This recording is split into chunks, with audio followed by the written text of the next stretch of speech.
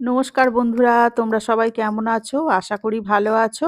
অনেকদিন ধরে মেয়ে বায়না করছিল আলুর পরোটা খাবো, তাই আজ ভাবলাম বানিয়েই ফেলি। তো ডোটাকে বানানোর জন্য আমি মিশিয়ে নিয়েছি আটা ময়দা, মিশিয়ে নিয়েছি নুনও। এবার দেবো পরিমাণ মতো ময়াম। ময়ামটাকে দিয়ে ভালো করে আটাটাকে মেখে নেব। আর দিয়ে দেবো জোয়ানও, স্বাদটা আসার জন্য। তো জোয়ানটাকে দিয়ে এইভাবে হাতে ডলে নেব যাতে টেস্টটা ভালো আসে। এবার দিয়ে একটা ডো বানিয়ে নেব। ডোটা খুব একটা নরমও হবে না, আবার খুব একটা শক্তও হবে না, মাঝারি মতো একটা ডো আমি বানিয়ে নেব। এবার আলুর পুরটা বানানোর জন্য আমি একটা পেঁয়াজ কেটে নিয়েছি মাঝারি সাইজের। পেঁয়াজটাকে কড়াইয়ের মধ্যে দিয়ে দিয়েছি। এবার দেবো রসুন বাটা। রসুন বাটাটা দেওয়া হয়ে গেলে একটু ভেজে নেব। একটু আধ ভাজা হয়ে গেলে এবার দিয়ে দেবো আদা বাটা।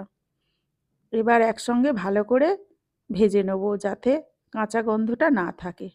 তো আগে থেকেই আমি আলু সেদ্ধ করে মেখে রেখে দিয়েছিলাম পুরটাকে বানানোর জন্য।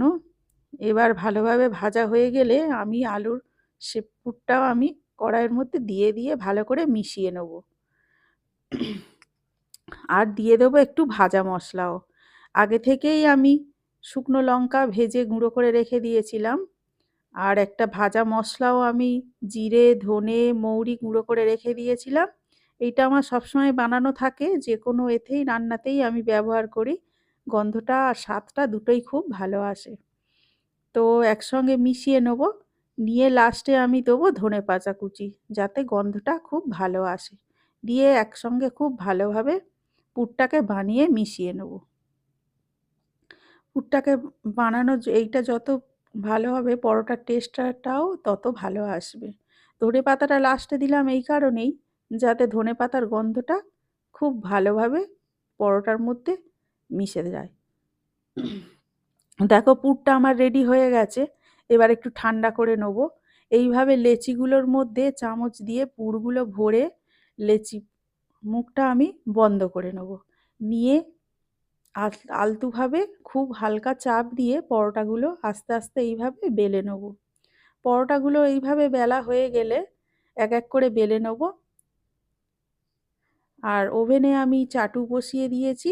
চাটুটা আমার গরমও হয়ে গেছে। পরোটাগুলো এইভাবে আলতুভাবে দিয়ে দেব।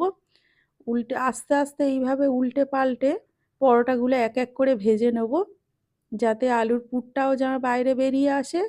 আর পরোটাগুলো এইভাবে আস্তে আস্তে ভেজে নেব যাতে পরোটাটা কাঁচা না থাকে। তো আমার দেখো প্রায় পরোটা রেডি হয়ে গেছে। এবার মেয়েকে দিয়ে দেবো খেতে। তো আজ এই পর্যন্ত, দেখা হবে আবার পরের ব্লগে।